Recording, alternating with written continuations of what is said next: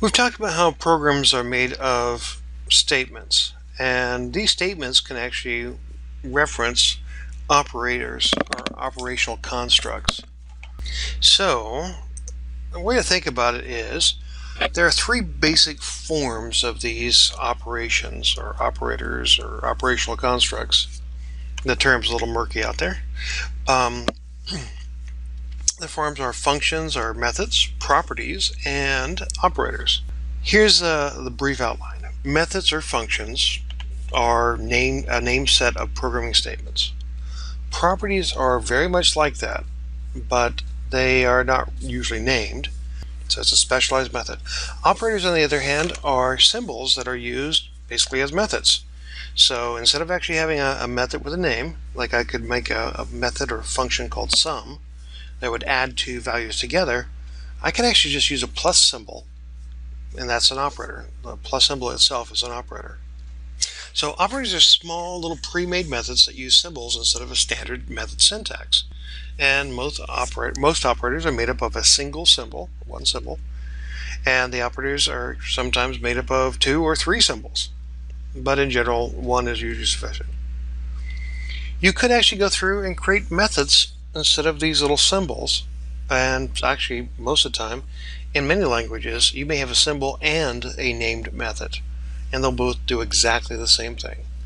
Just for your convenience, such as if I want to set the value of 5 to x, I can use the assignment operator, the equal sign, instead of having to go through and make something like a method called assign, in which case you give it a string for the name of the variable and a value for the value of the variable, and then it would create the variable. It's just a shortcut. It's a simplification of doing common tasks. So operators are these little symbols, and we use them all the time in programming so that we don't have to make long function calls. I think you got to admit that seeing the code like this it's fine. It's not hard to figure out, but I think that this is a really simple way of writing a code. It's just a nice convenience. Now, there's a couple terms that you may remember from back in high school, or maybe not. It's hard to say. Could have been a while, or maybe it just wasn't that exciting. But sometimes in class I will refer to the items by their name. So these little symbols, like the assignment operator, the equal sign, the assignment operator, and the additive operator, those are indeed operators, and then the other things that interact with them are operands. So 5 is an operand, 4 is an operand. The plus symbol is using two operands, making it a binary operator. And there are some that use a single operator that makes it a unary operator. So an example would be, let's say I change it over to -5. -5, that is an operator, and it only takes one operand, so that is a unary operator. Binary operator, unary operator, trinary operator, and trinary operators are usually about as much as you're going to get. Trinary operator, I always pronounce that wrong. Anyway, there's not that many of those around, but a lot of them are take two operands, binary, and this is just an example. There are a lot of symbols that we use. Another symbol that is an operator is a parentheses, and you'll notice that in this case the operator comes in pairs. This happens quite a bit. So if I go through and say, okay, I want to add 2 plus 2 before I do the multiplication, I can use parentheses around it just like you would in arithmetic, and that is referred to as the precedence operator. Of course, the parentheses are used for other things too, such as when you do the print. So those symbols are overloaded. They're not always the precedent operator. Only you have to read the context to figure out what it's doing. Square brackets are used to group a set of data together. When you do, it forms what they call a list. We'll talk about lists a little bit later on, but this is also another operator that comes in pairs. You need a beginning one and you need an end one.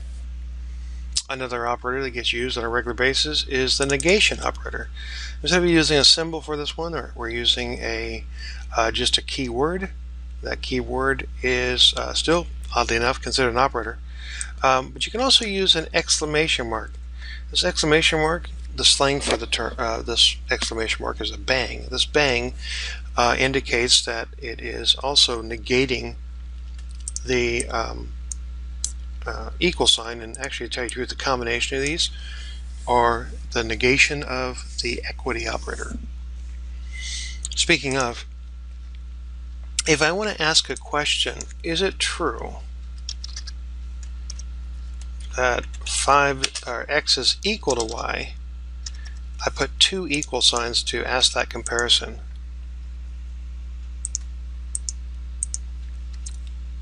In Python, the double equal sign evaluates equality. The single equal sign is used for assignment. Now, that's not always true in all languages. It's relatively common. Certainly, it's common in the C-style languages like Java, JavaScript, C#, C, and of course Python. If I change that over to this, it's still two symbols, but it's one operator. This is the negative equivalency operator. I'm not sure exactly what they're calling it. I guess I could look it up. But now it's true, because it's not. Is it true that x is not equal to y?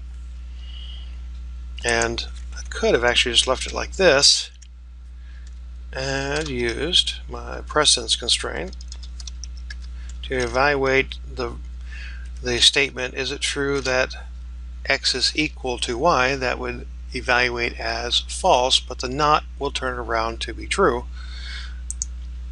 because it's the negation operator. What about doing this? In some languages that works. In Python it didn't.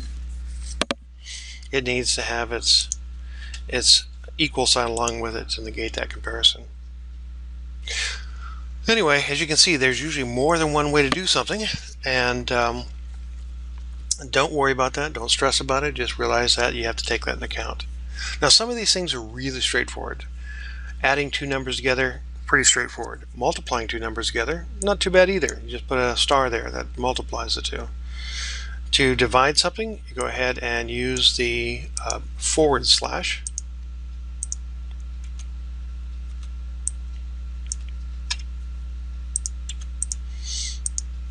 So x divided by y, I get 1.25.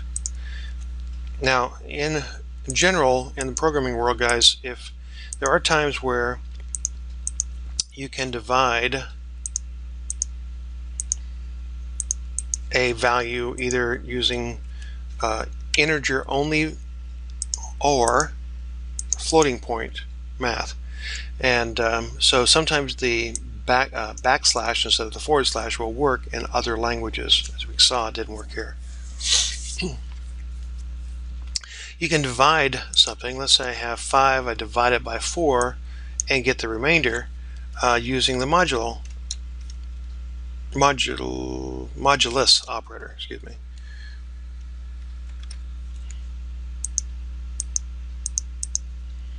So the remainder is 1.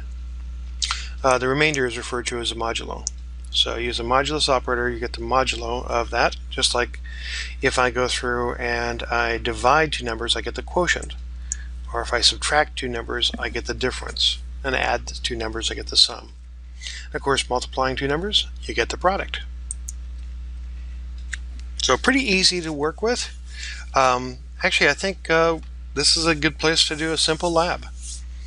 So I'll introduce the lab in just a second, but that's it for the operators at the moment. I'll see you in the next video.